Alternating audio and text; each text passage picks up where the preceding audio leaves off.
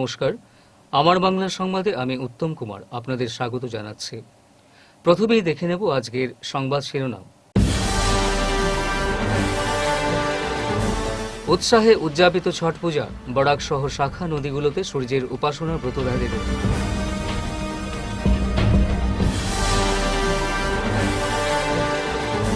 এবারে হজ যাত্রীদের অনলাইনে আবেদনের সুযোগ, শিলচরে চালু হেল্প ডেস্ক।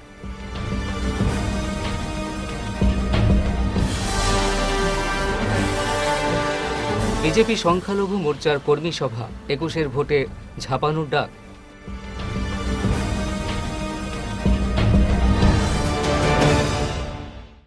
এবারে বিস্তারিত আমার বাংলা সংবাদ। শুরু হলো ছট পূজা। হিন্দুদের প্রাচীন পার্বণের অন্যতম এই ছট পূজা।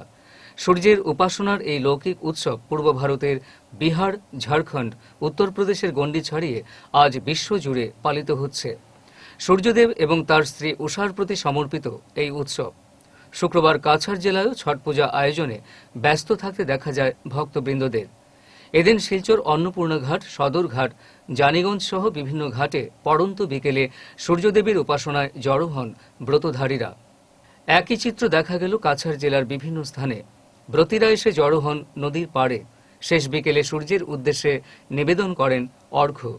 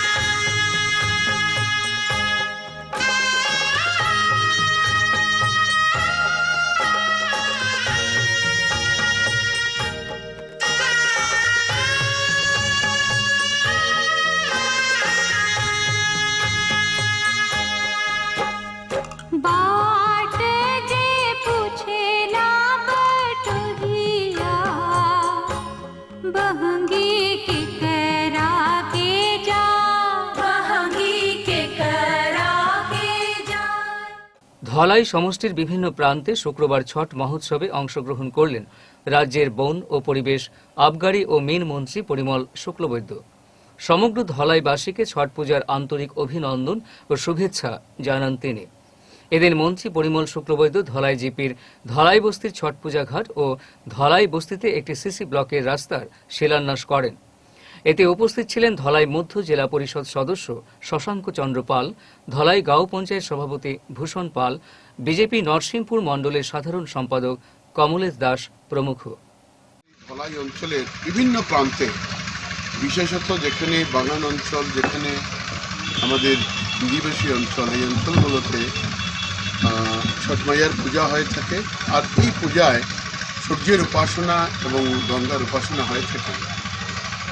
এই পূজার মাধ্যমেই সমাজের যে ঐক্যবদ্ধতা, আর সঙ্গে সঙ্গে সমাজের প্রত্যেকটি মানুষ যাতে ভালো করে থাকতে পারে, বাঁচতে পারে, তার যে প্রয়াস, তার যে প্রবলতা, এটাই প্রকাশ পায়। আর মূলত ছট পূজা যে অনুষ্ঠান, এই অনুষ্ঠান সৃষ্টিকে নিয়ে, সূর্য মানে সৃষ্টির রহস্যের আদিগুরু বলা হয়।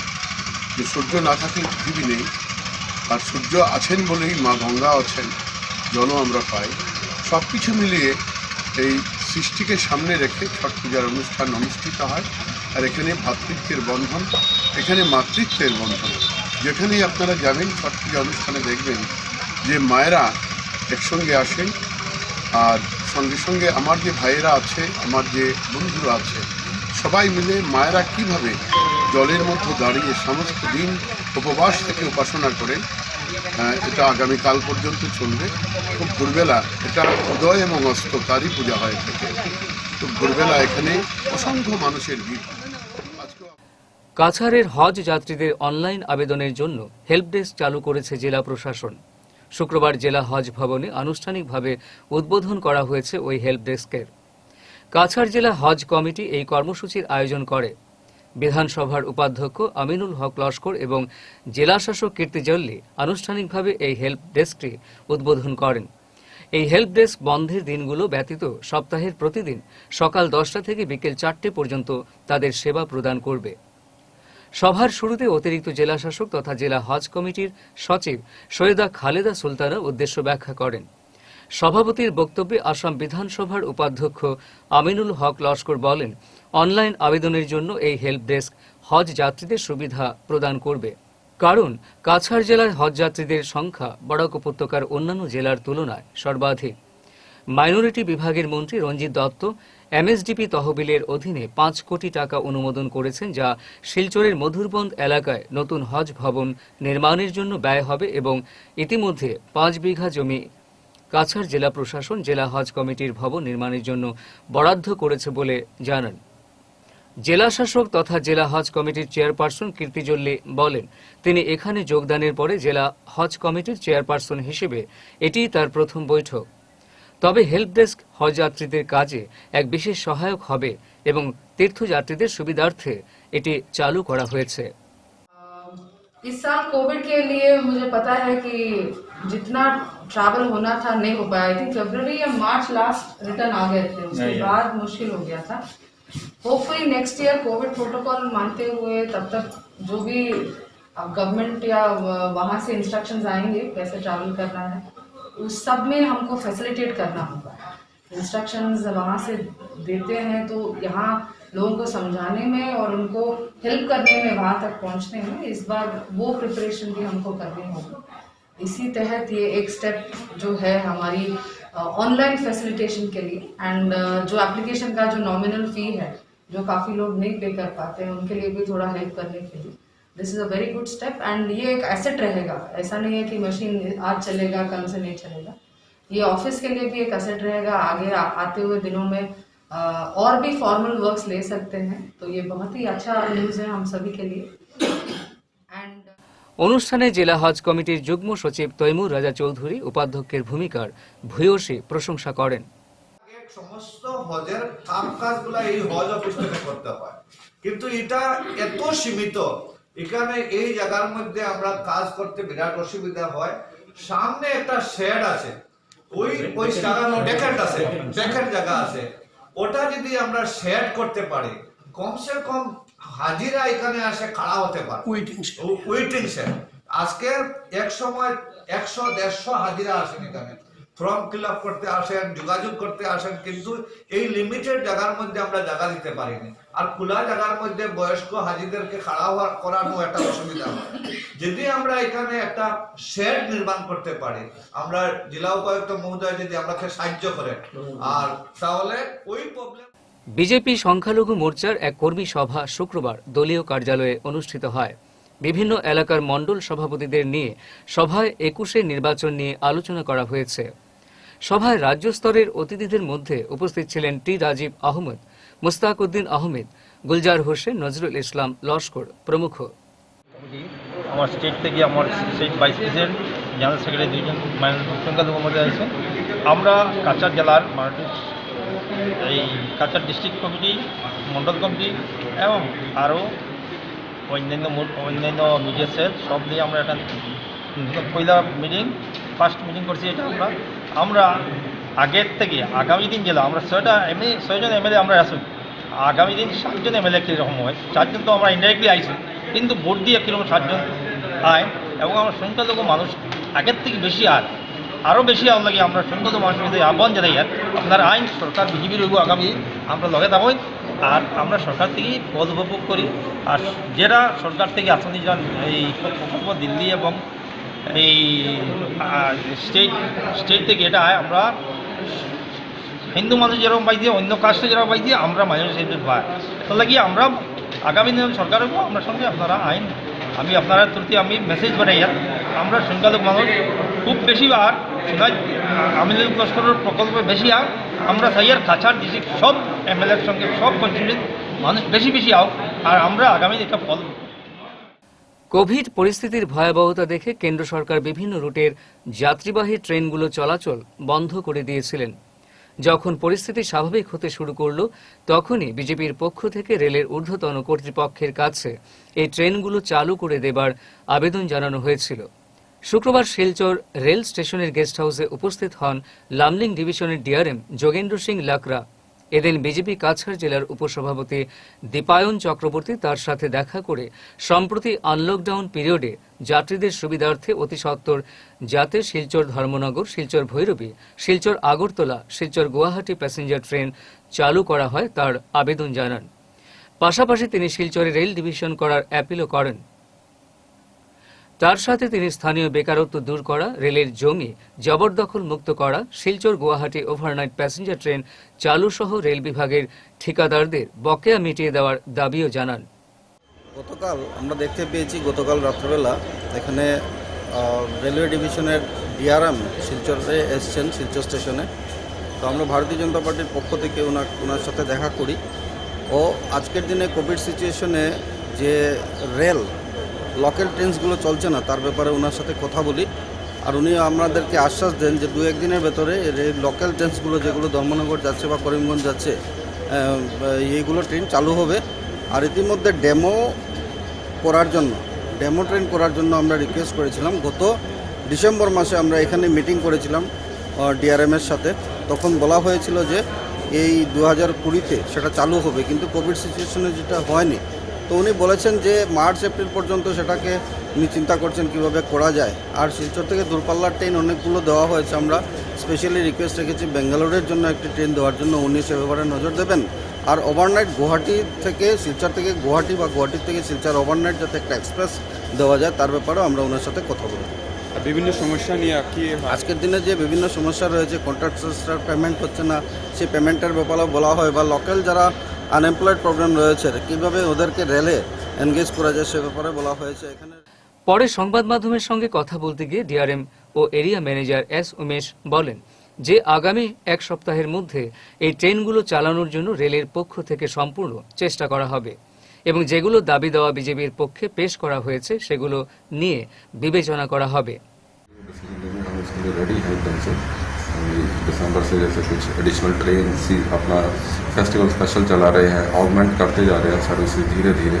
एंड मुझे पूरा उम्मीद है जैसे हमारी सिचुएशन, कोविड की सिचुएशन जैसे भी नॉर्मलाइज हो जाएगी तो फुल फ्लैश ट्रेन सर्विसेज जो है डेफिनेटली वो शुरू हो जाएगी।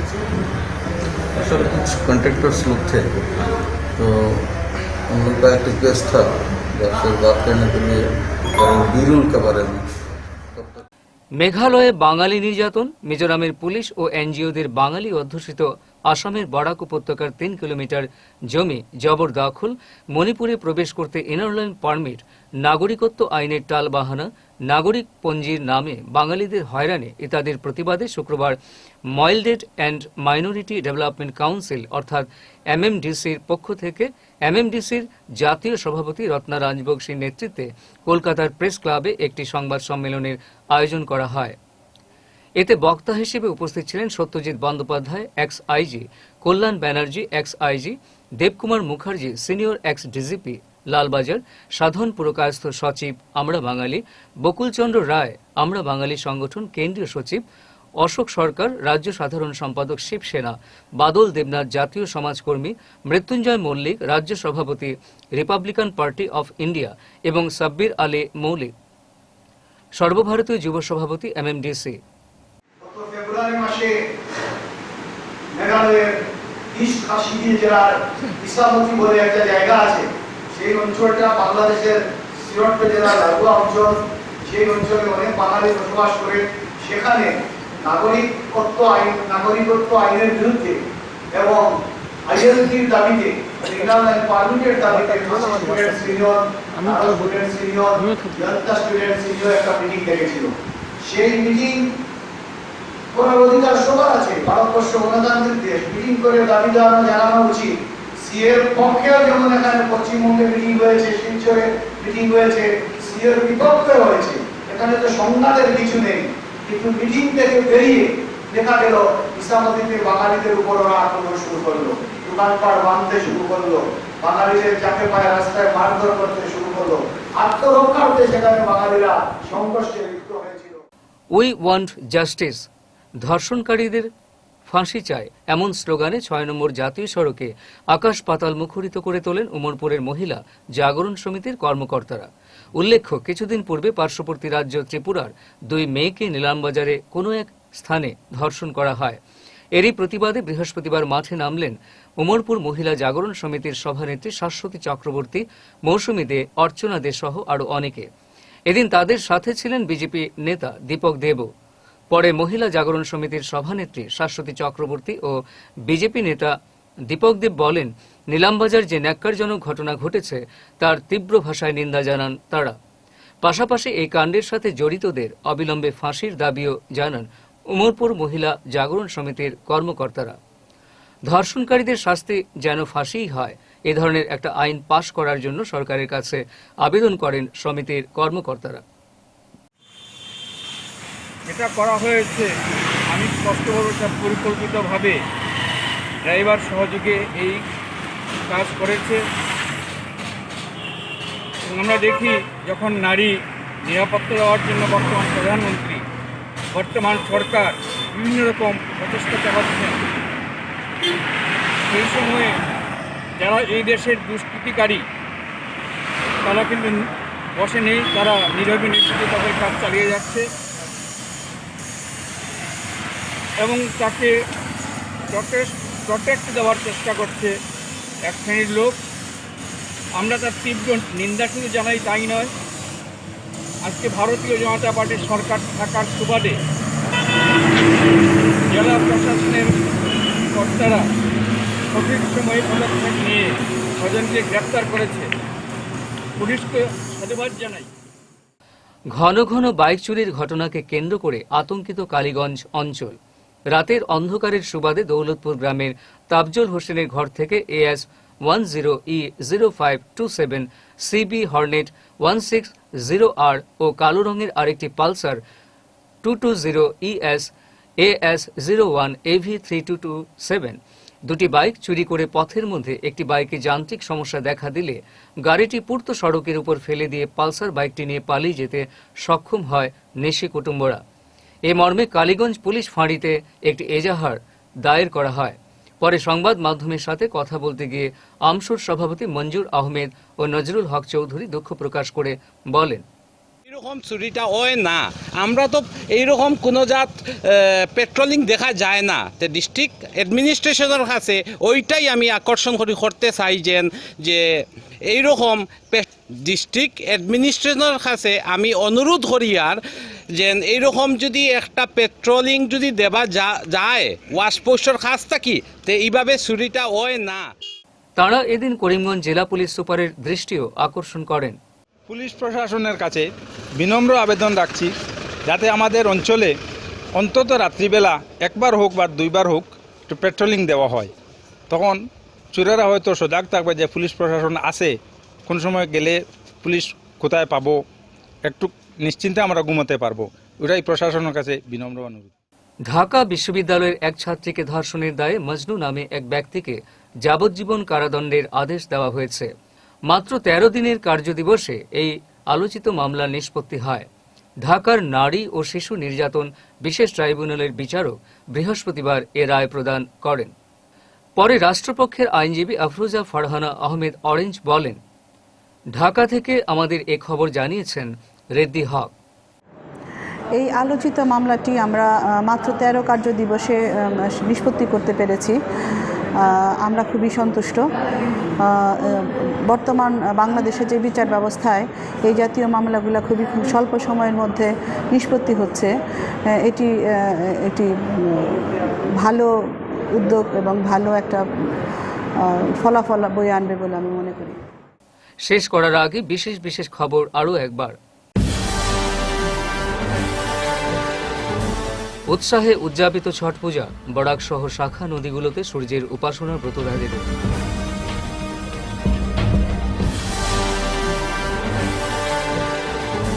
এবারে হজ যাত্রীদের অনলাইনে আবেদনের সুযোগ, শিলচরে চালু হেল্প ডেস্ক।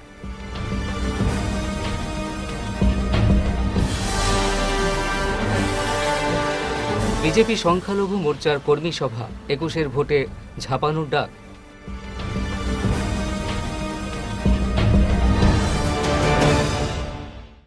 এখনকার মতো আমার বাংলা সংবাদ এ পর্যন্তই। নমস্কার।